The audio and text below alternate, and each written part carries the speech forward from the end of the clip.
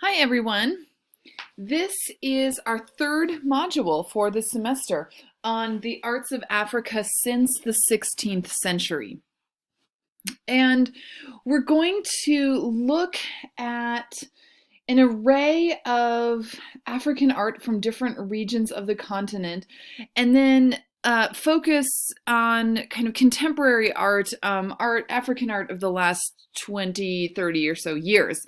The first thing, though, I think what we need to do is we really need to think critically about how Africa is depicted in media in the West, which is Europe and North America, and some of the preconceived notions we have about Africa and the stereotypes that limit our deeper understanding. What we're going to see is a huge stylistic variety, a lot of technological innovation, and we want to really think about the ways that colonialism, the legacy of Western colonialism in Africa, still clouds our thinking today. This overview and the objectives, they're taken straight from Canvas here, and let's get started. So the first thing I want us to think about here is, when does Africa typically come up in our education in the United States? Oftentimes we don't learn much about it until we talk about the transatlantic slave trade. We might also only hear about Africa when we think about earlier pandemics, things like HIV or Ebola. We might think of Africa only when there is a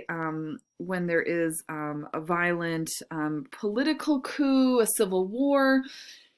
But what I want to impress on all of you is that Africa is a much more diverse, it is a much more culturally rich place than what we often learn about in the West. And geographically diverse too. I love this map on the left that gives us what they call the true size of Africa, because a lot of Western maps here, this map down below, this is called the Mercator projection.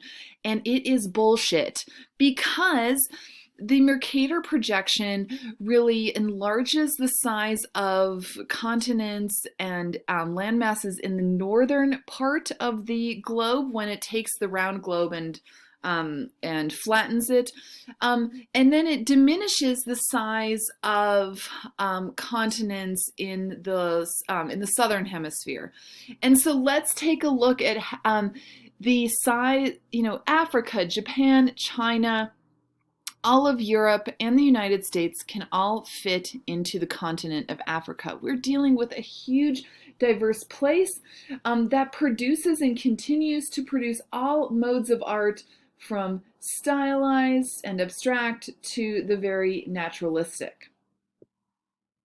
Just one more note here too as we continue on. Just a note about vocabulary. We should not use the term tribes when we talk about groups of people in Africa. So I think this is something that when we think about our kind of community, our discussion of community guidelines and the CSU principles of community, we're all learning. We all make mistakes, but this is an opportunity for us in discussions on Canvas or discussions on Teams. If somebody uses the word tribes, we can help each other to do better. Instead of saying tribe, we should say kingdom, where applicable, or culture.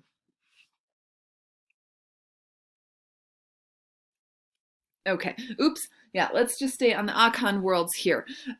What we're looking at is a map that displays different cultural groups throughout Africa, and Akan is a language group in West Africa that is made up of different cultural groups. And so here, the Akan group we can see here in kind of southwestern Africa.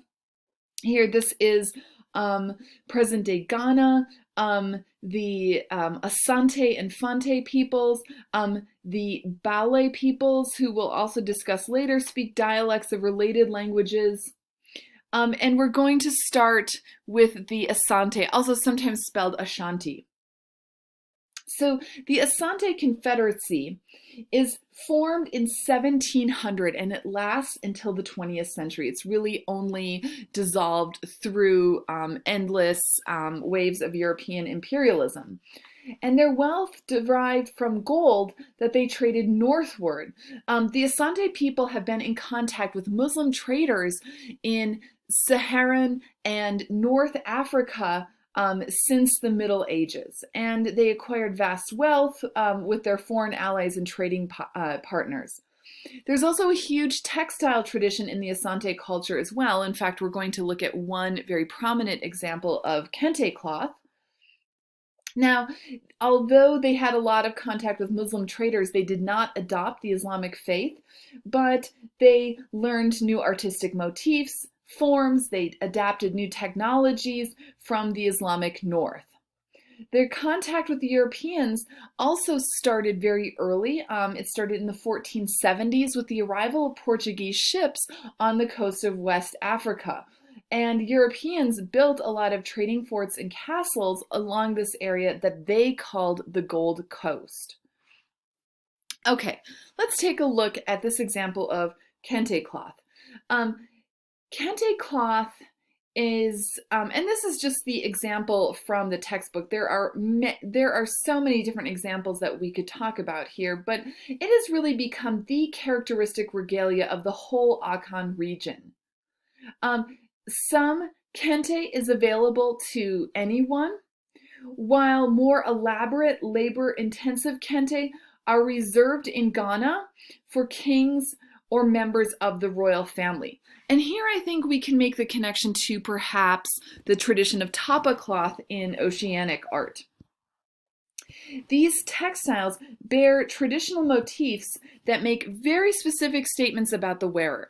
They can be statements about somebody's family or ancestry, about somebody's status in society.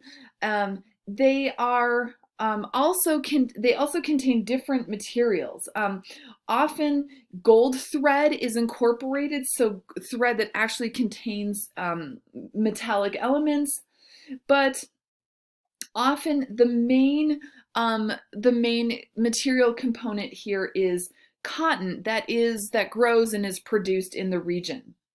There's also imported silk cloth from China and India. As we see, the Portuguese worldwide traders, they begin to bring these luxury goods from East Asia and South Asia.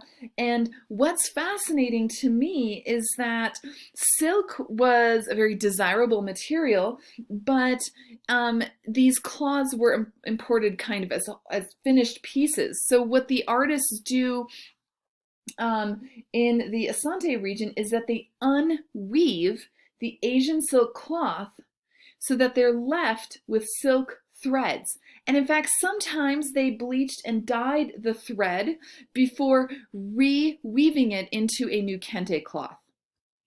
The colors also have important symbolism as well. Here, this cloth contains a lot of yellow and gold, which symbolizes wealth. Blue symbolizes serenity, green symbolizes growth, and black symbolizes maturity. Kente cloth is woven in narrow strips and then combined into larger compositions. And in fact, we can see these long strips here that makes that grid pattern of the entire cloth. This kind of strip weaving was introduced from Western Sudan, so kind of northeastern Africa to Akan during the 16th century. And the way strip weaving works is we can actually kind of read a textile the way we read a book. And so the order of the strips, how they're sewn together, they might create a reference to a common proverb or an aphorism. And particular colors are juxtaposed in different strips to create different kind of mini narratives in the cloth. As I said, many of the kente cloth were originally produced under royal control. They would sometimes be worn originally on special occasions by commoners or members of the Ghanaian royal family. And kente cloth now really has taken on significance in popular culture. It's associated with social justice movements and the civil rights movements. You see kente cloth stoles worn by people at graduations, or kente cloth incorporated into, for example, something that somebody would wear at a wedding.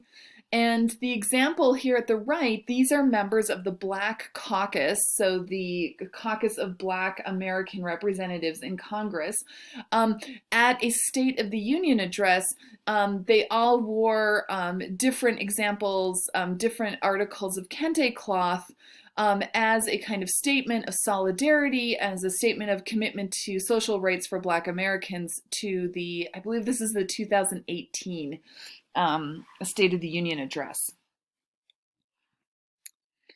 All right, I'm going to end this mini lecture now so it doesn't get too long, but we're going to come back and look at one more object from the Asante culture, which is a finial. This is a topper for a speaker's staff. So we'll start there in the next video.